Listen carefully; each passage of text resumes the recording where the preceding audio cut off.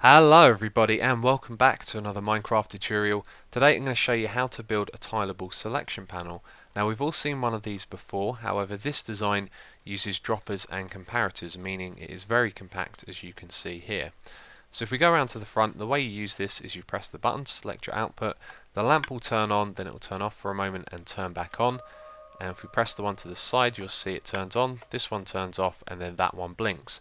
Now the reason that happens is because we are powering the block when we select it like this. So this one will then get turned on, but our output itself won't blink like this one does here. So if we have a look up the top, this is where the outputs are, and you can see this one changed that time. Let's change it over to the next one. So you don't get a blinking effect on your output, which is a good thing. So the way this works is when we select one of these, we power these repeaters down here, and then it sends a signal all the way up to the top, which then powers this redstone. And this redstone will send any item that's in any of these droppers down to the one below it. But due to a bud switch effect, because we're powering this block here, it means that when that's finished powering this one, it will actually send the item back up to the top here. So let's do that again. Let's select another one.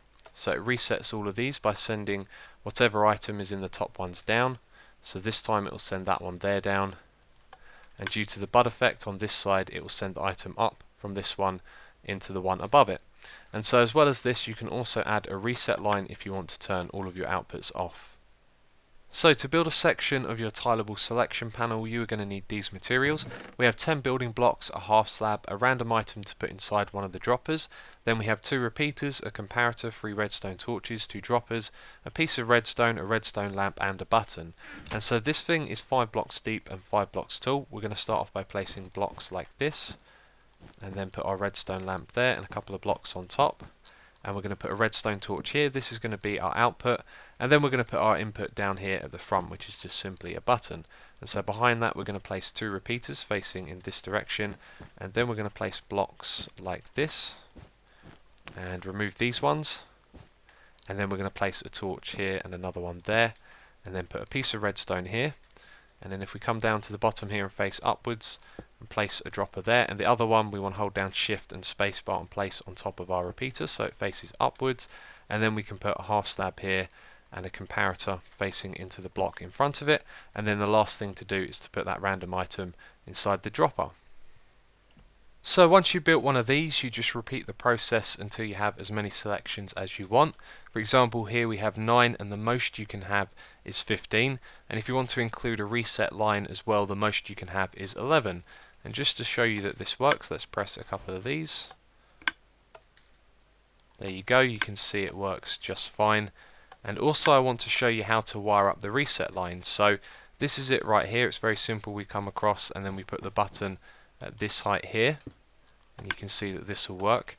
However, if we were to do this differently, the way you might initially decide to do it by having these lower, there is actually a bud effect going on here. So you can see when we put the button at this level, then actually it will turn on this one here. So that's how you build the tileable selection panel, and I really like the interface on this one because you have your input, which is the button, directly below the indicator light, and also just above it there is room for a sign as well if you want to label each of your inputs. And just a reminder, if you want to build one of these, the most you can have in a row is 15, and if you want to include a reset line as well, the most you'll be able to have is 11. But other than that, that is it for this tutorial. If you've enjoyed the video, please do give it a like and help support the channel. There's also a download in the description box for a schematic that you can import into your world if you want to check this out.